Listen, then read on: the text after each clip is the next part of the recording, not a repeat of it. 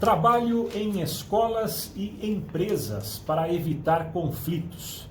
Sobre este assunto, estamos recebendo aqui nos estúdios da Rádio Cidade a Fátima Patz e também a Maria Letícia Santos.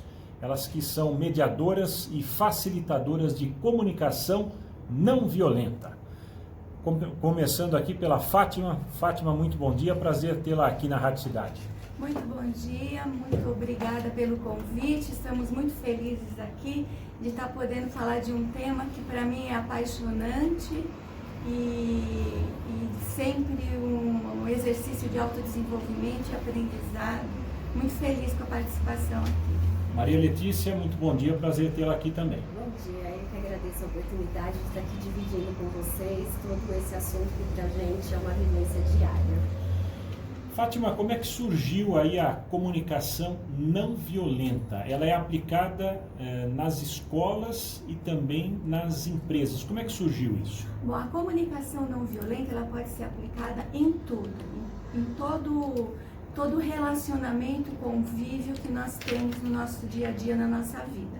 Ela surgiu de um psicólogo americano chamado Marshall Rosenberg.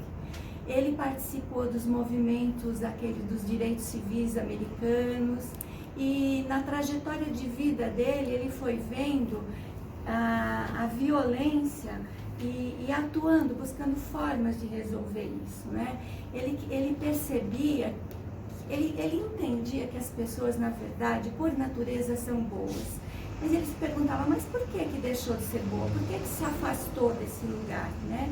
E aí na pesquisa dele ele encontra que a forma como as pessoas falam acabam gerando afastamento ou proximidade uma das outras, né?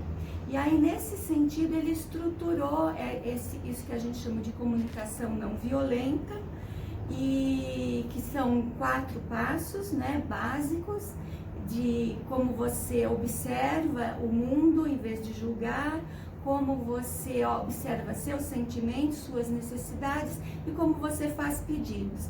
Mas o que tem no contorno disso, apesar de toda essa linguagem estruturada, é na verdade a intenção, uma intenção de você buscar falar com o outro para compreender o que está acontecendo e para gerar entendimento, em vez daquela linguagem, né, Letícia, da gente estar sempre confrontando, discutindo, criticando.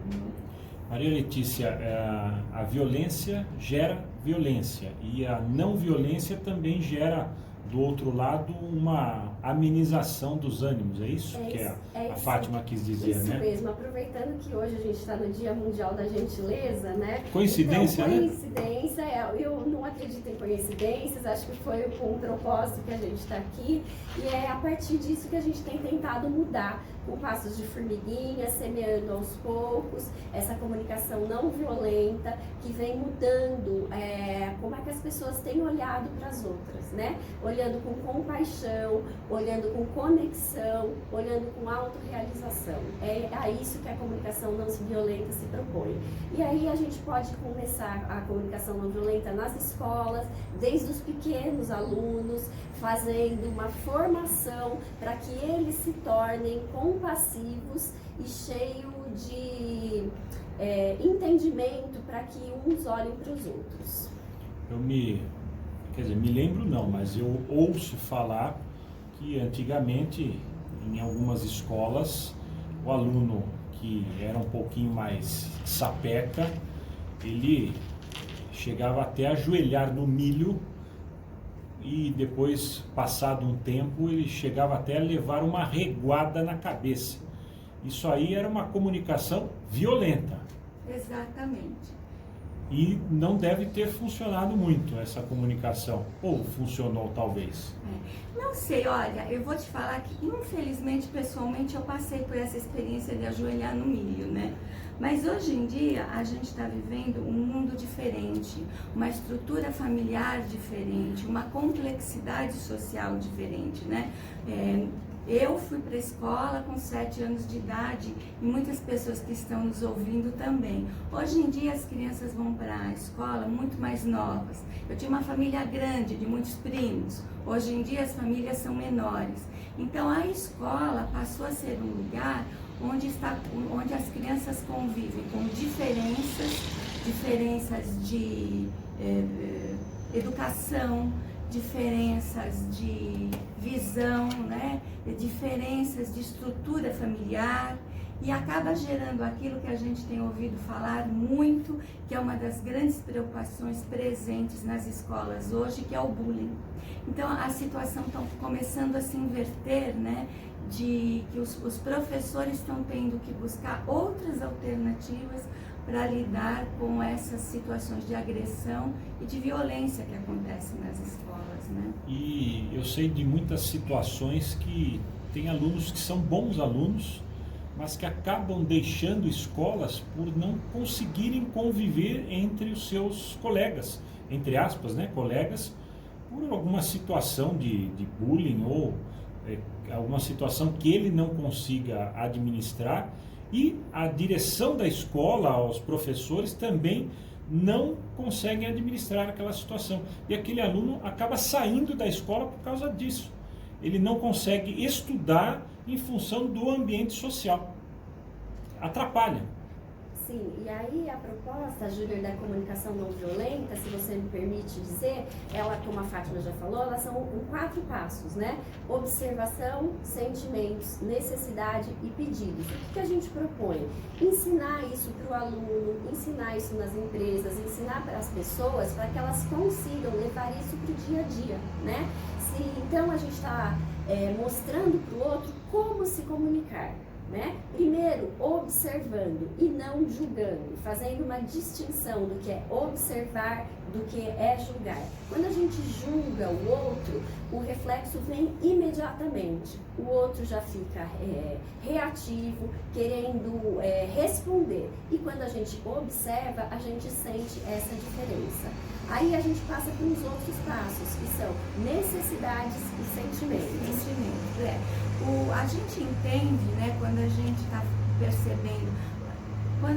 percebendo dentro de nós, né, que aquilo que nós estamos sentindo, se aquilo está fazendo, de que forma está mexendo conosco, de que forma as palavras que a gente ouve nos afetam, à medida que a gente olha esse nosso painel de controle, que nós fomos muito educados, né, a não olhar e não perceber o que acontece com nossos sentimentos, não falar o que a gente sente porque mostra vulnerabilidade. Aqui nesse modelo, a proposta é completamente outra, é a gente olhar para dentro da gente, o que está vivo, o que nós estamos sentindo, da onde surgiu esse sentimento que eu estou vivenciando nesse momento, porque a chave principal quando a gente está falando desse modelo de linguagem é a gente entender as nossas necessidades. As necessidades são aquelas necessidades básicas que todo ser humano precisa, Júnior. Eu, você, todos nós precisamos de compreensão, de respeito, de justiça, de segurança, de abrigo, de paz, de alimento. Todo mundo precisa isso. Mas o que vai acontecendo no dia a dia da gente? A gente vai ficando num lugar de, em vez de procurar aquilo que vai nos trazer felicidade, que é preencher as nossas necessidades, nós vamos num lugar de criticar, culpar, condenar, julgar, criticar, culpar, condenar, e a gente fica falando isso. E isso gera uma violência, que não é a violência física, é uma violência passiva. E à medida que ela vai crescendo, ela se transforma na violência física, né? Então a gente quer sair desse lugar de polarização, de eu tô certo, você tá certo, para ir para um lugar de que o que vai fazer a minha vida feliz, o que vai fazer a sua vida feliz. E na linguagem, nesse modelo que a gente está tratando, é quando a gente começa a olhar as nossas necessidades, aquilo que eu preciso para tornar a minha vida melhor, para enriquecer e para poder conviver melhor com o outro. Esse trabalho da observação, quem faz esse trabalho? É algum profissional, vocês da mediação, o próprio professor, ou até esse trabalho pode ser feito pelos alunos? Não, a proposta é que a própria pessoa consiga observar, né? Se ficar mais fácil, vamos dar um exemplo, né? A gente tem uma distinção entre uma pessoa, por exemplo, que chega atrasada numa reunião, né?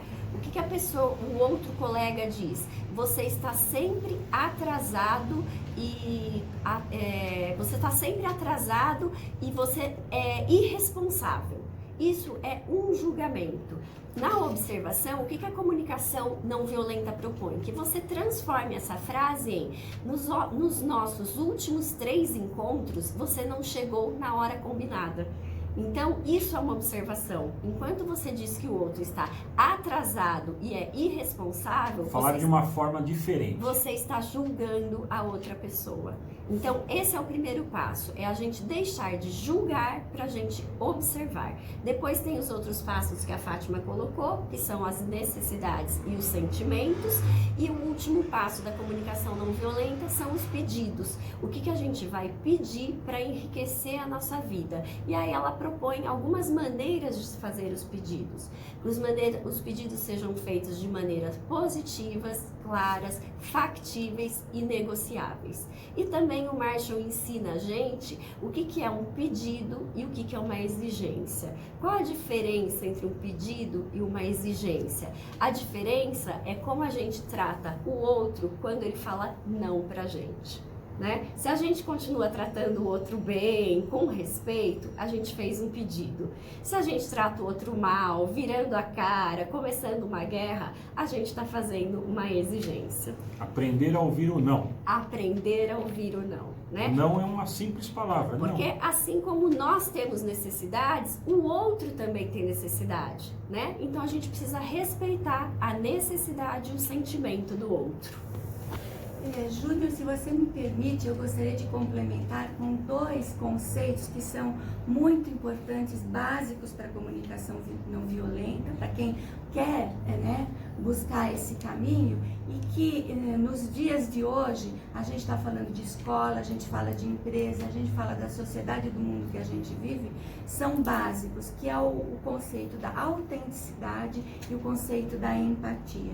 Então, o que é a autenticidade? Como eu estava falando, nós temos nossos sentimentos e as nossas necessidades. Então, a autenticidade é a gente olhar aquilo que está vivo em nós, dos nossos sentimentos e das nossas necessidades. Às vezes a gente pensa que é sair falando tudo que pensa como verdade, e isso é ser autêntico. Ser autêntico é olhar o que eu sinto, o que eu necessito e buscar de que forma eu posso melhorar a minha vida. E quando a gente está falando de empatia, nós também estamos falando nesse sentido, de olhar o que o outro necessita e o que o outro está sentindo. E aí a gente sai daquele lugar do eu tô certo, você tá certo, é o meu jeito, é o seu jeito, e a gente vai por um lugar onde eu entendo o que você necessita, você entende o que eu necessito, vamos buscar outras possibilidades e outros caminhos para a gente melhorar a minha vida e a sua vida, e não ficar nesse embate diário que é agressivo, que é uma violência passiva,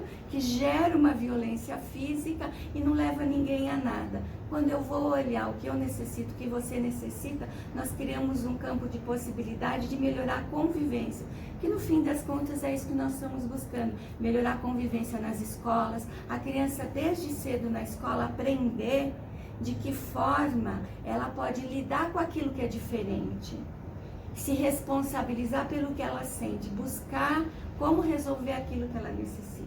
Então é uma forma que a gente chama de empoderar, mas da pessoa buscar se responsabilizar por aquilo que vai fazer o mundo dela melhor. Se colocar, colocar o que está sentindo ali, ser assertiva, seria o nome, talvez. Ser assertivo sem ser agressivo. Colocar a sua opinião e ponto final. Se a pessoa de lá concorda ou não, ela não vai brigar pela sua opinião. Olha, eu acho que é assim. Ponto. Acabou. Não fazer a sua verdade como verdade absoluta. Exato. O que o Marshall propõe é que quando a gente vai dar a nossa opinião, a gente sempre use no meu ponto de vista, na minha opinião, abrindo a oportunidade para o outro colocar a opinião dele. Não achar que a sua verdade é uma verdade absoluta. É que as pessoas, tem muita gente que gosta de levar a verdade, a sua verdade, para o final, para que esse final chegue à sua verdade, para que esse final vá ao encontro da sua verdade, né? Exatamente. Alguma coisa ali dentro dela leva para que haja aquela confirmação da sua verdade, não sei, por algum motivo.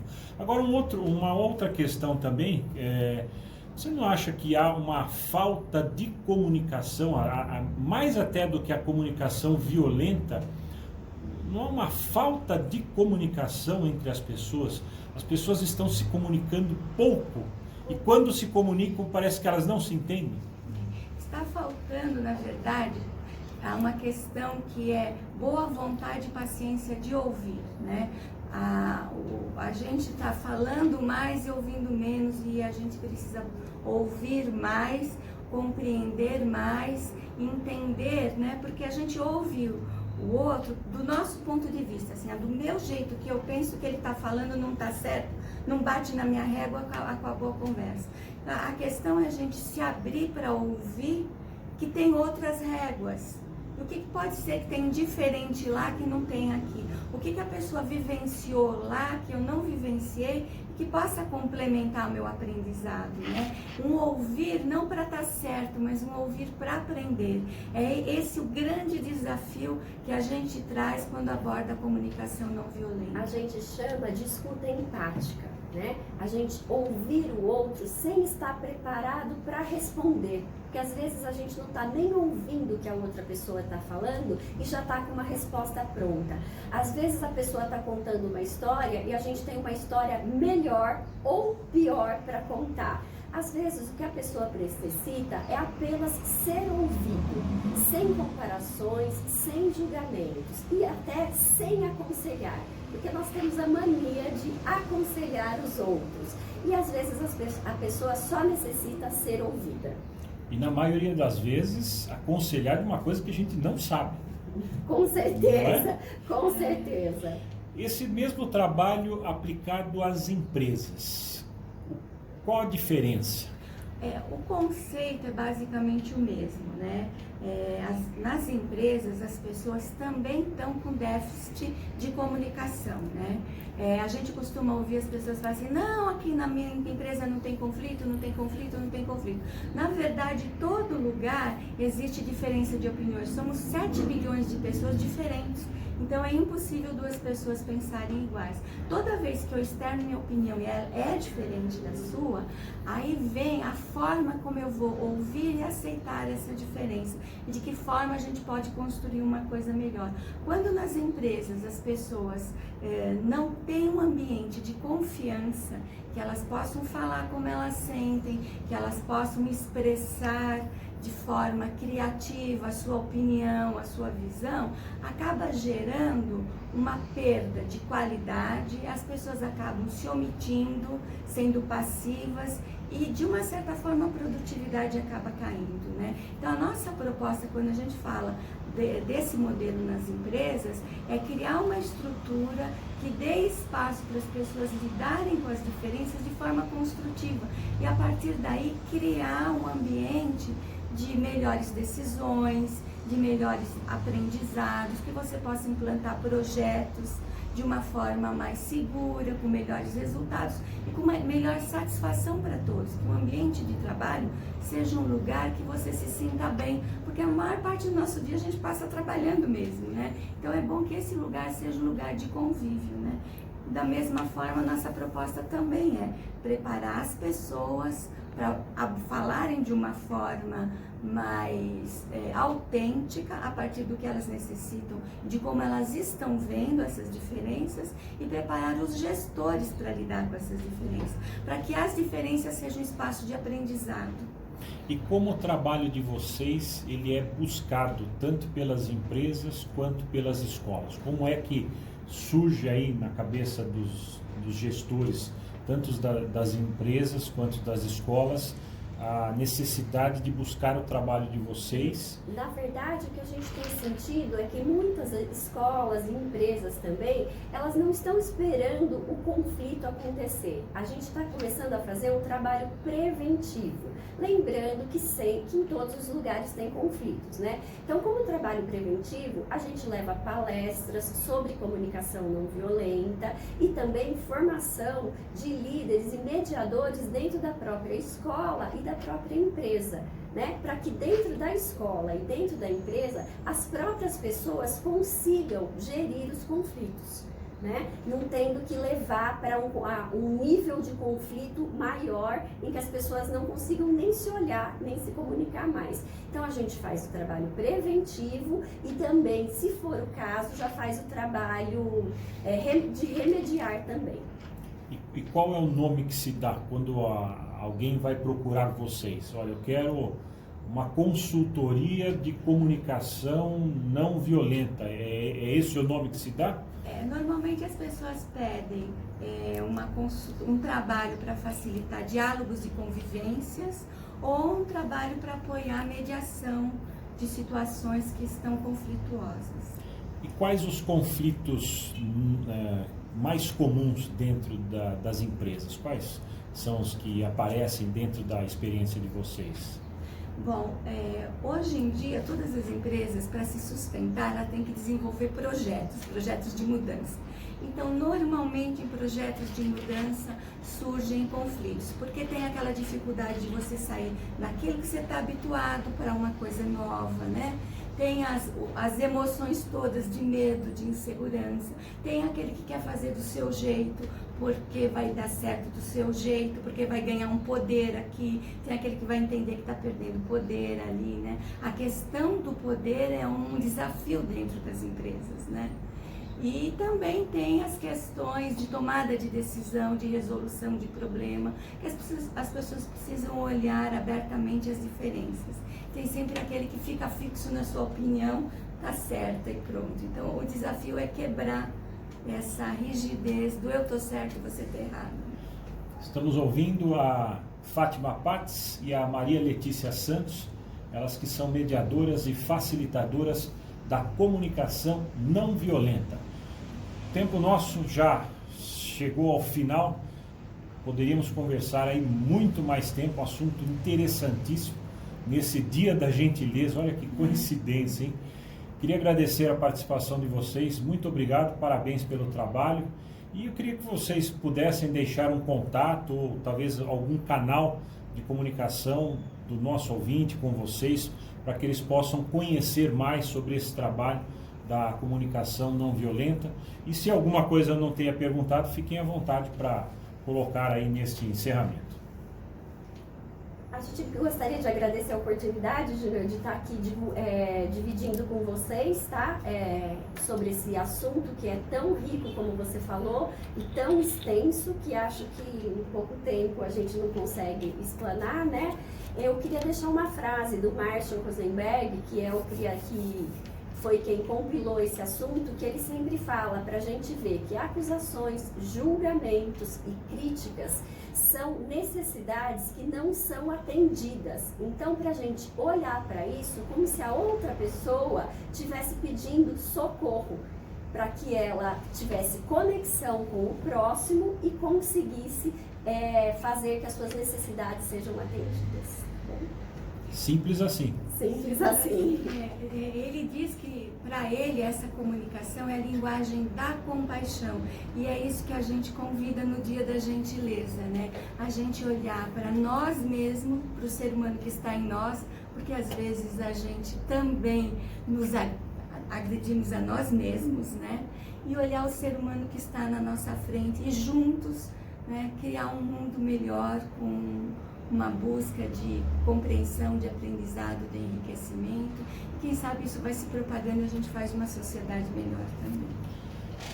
Fátima Patz, Maria Letícia Santos, mediadoras, facilitadoras de comunicação não violenta. Elas falaram ao Jornalismo da